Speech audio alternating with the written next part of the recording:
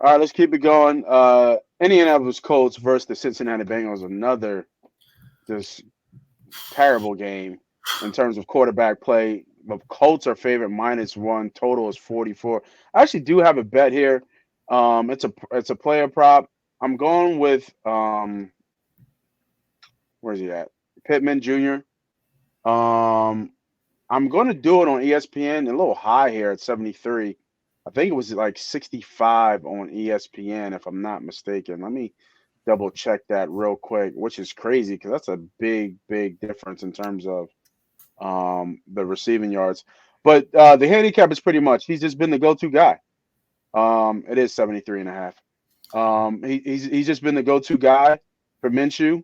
He's had 11, 12, 8, 8, and 8 receptions. Last two games going over 100 yards. He's hit this in all five last games. He is their number one. He is actually finally starting to come on in terms of being a number one for this team. And with Taylor out, they're going to keep passing and keep going. And I think, what's his name? Browning had his coming out party a little bit last week. I expect a little bit of regression. I don't expect him to throw for 350 yards again this game. So I do expect a little bit of regression. But they haven't been able to run the ball. But neither team hasn't been able to run the ball like they typically would from their statures would mix in Taylor. So I think this game is going to be a throwing game. I would lean over here with the 44. I think the 44 is a little too low, in my opinion, as well. So and with doing that, give me Pittman. I actually like Chase as well. I feel like Chase is a little bit too low at 65 and a half. I think he should be more what Pittman is. But I like Pittman here. Give me the 73 and a half over for a unit. Actually, I have it written down. I'm taking the over too. I have the over at 43 and a half. I like the I think I got that on ESPN. So if you guys want to move to ESPN too to get the little half point, the hook is key. Give Yeah. me 43 and a half on the over. It is getting a little bit juicy, so that tells me it might tip over to 44. It's -120 on ESPN. I still like it at -120, 43 and a half. Give me the over as well. You got anything sharp? What's Well, I'm just looking at, it's that time of year where I'm really looking at weather, and it does look like there's chances of flurries in that game. So maybe just something to keep an eye on. Maybe it impacts the passing game. Maybe it doesn't. Yeah, I actually lean here. I lean in the Indianapolis Colts here. I think they're feeling something in that locker room. They've all rallied around Minshew. Big Shane win. Steichen's just a badass coach. Let's call it like He it is. I is. don't know how Yeah. that man, if I will say we might want to pull that up at the end. I think it's time to put a sprinkle on Shane Steichen for coach of the year. I mean, what the hell? Who's doing a better job than that man at coaching football right now? I agree 100% with you, Sharp. They started the season off what was it, 1-4, Yep. 1-5, whatever it was, 1-4, and then they turned their season around, beating the Panthers, beating going to going to Carolina, going to New England, at home against Buccaneers, and going to Tennessee. And I think if you look at the rest of their schedule, they can see the light if they can get past the Cincinnati Bengals team. That's definitely for a playoff and possibly can win the conference. They got the Steelers after that, the Falcons, and the Raiders, and those are three teams they can win. They have So a I think, soft schedule though. yeah, yeah, You I know, agree. And Trevor I, Lawrence just got his ankle rolled up, so who knows what he looks like coming back. and that's exactly what I'm going at. I think they see the opportunity between Houston and the Colts. They see the opportunity they can take the division. So I think they can't have no hiccups here. I think they're going to travel well. I think the line tells you that at home, especially after Bengals had a really good victory against the Jacksonville Jaguars, and they're not favored. It's not even a pick. It's Colts -1. Give me the Colts, man. I'm leaning the Colts real heavy. I'll know more once this weekend comes up, but you can put me down for a heavy lean against the Colts here, to win this oh ball game. I wow. like I like them. I like them at least by a field goal, um, Let me to see if win. they have it here. Um, you brought something up, Shar. I mean, just looking at their how soft their schedule is. I mean, it's a big gamble, right? Trusting Minshew. I saw it on. I'm hoping they have it here. I saw it on ESPN. They were They do. 5-1 to win in this division. I mean, Okay. So here's what I will say. Kind of what I remember when Diddy was going to make that money line bet, and who was with the Mountain West, and I said, well, if UNLV wins that, they're probably going to win the conference, so you might as well put a sprinkle on the conference. Mm-hmm. So I do like that 5-1 bet to win the division, but here's where I would take it a step further. If they win that division, Shane Steichen is winning Coach of the Year, and I'm pretty sure his Coach of the Year odds are better than 5-1. So I would just say I think you might be getting bet. I think in that instance, you kind of need one for the other. I would just take the better odds on Coach of the Year.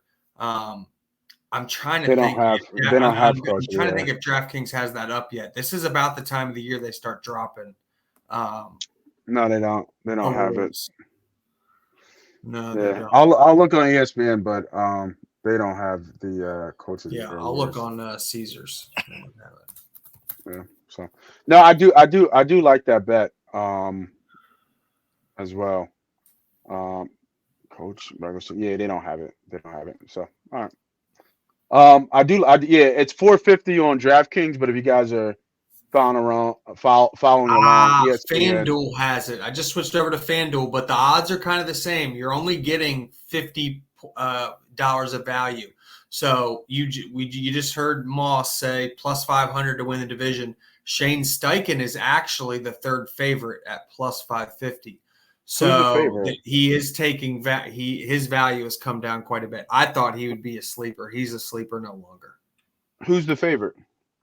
Dan Campbell.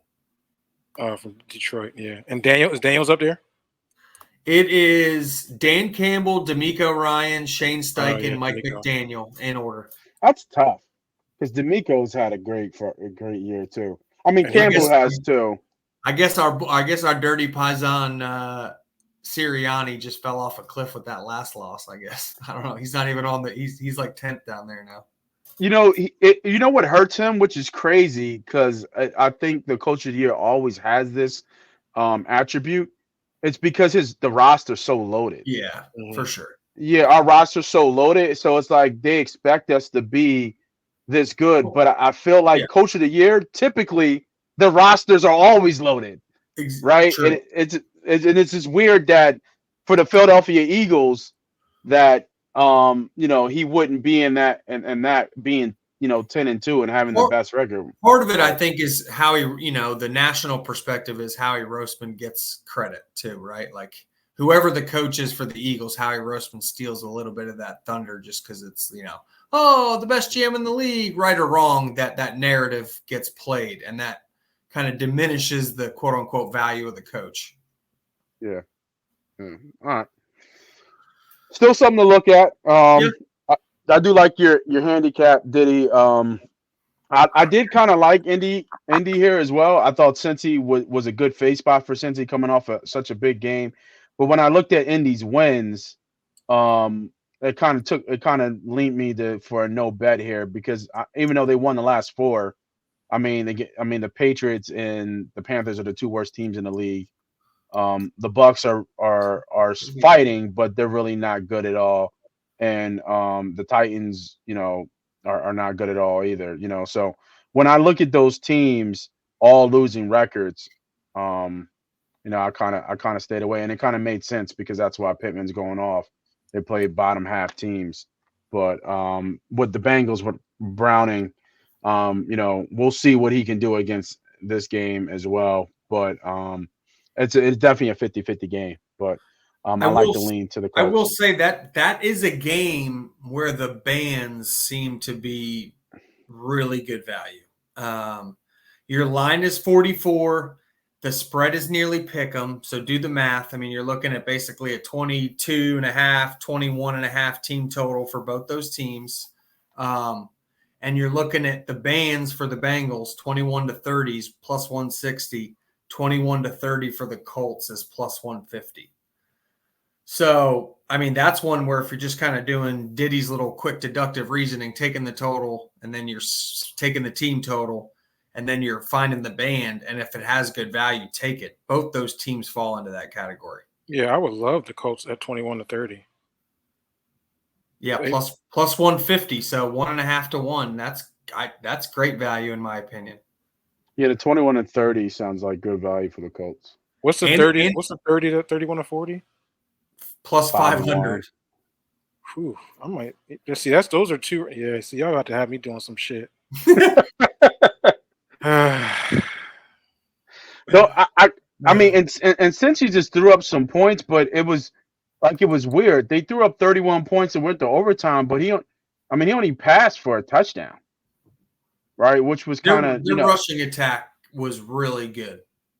Yeah, and then also they had a 70-yard touchdown bomb to Jamar Chase. Yep, took it 70. It was a weird game, but like I told you earlier, we said in the chat, I said, the Jaguars don't play like shit at home. I don't know what's going on at home. I think they were like 3-3 at home. Now they're 3-4 at home. They lose their quarterback for a few weeks. Must be that damn swimming pool. Got to be something in there. Drain the pool. Might be the swamp that's near there. Drain the swamp. Drain the swamp. So, all right, I will take a look at that though. That yeah, 20 that's a game where I like the bands. Look at those bands. I think the bands, that is a game where the bands are in play. Bands will make you dance.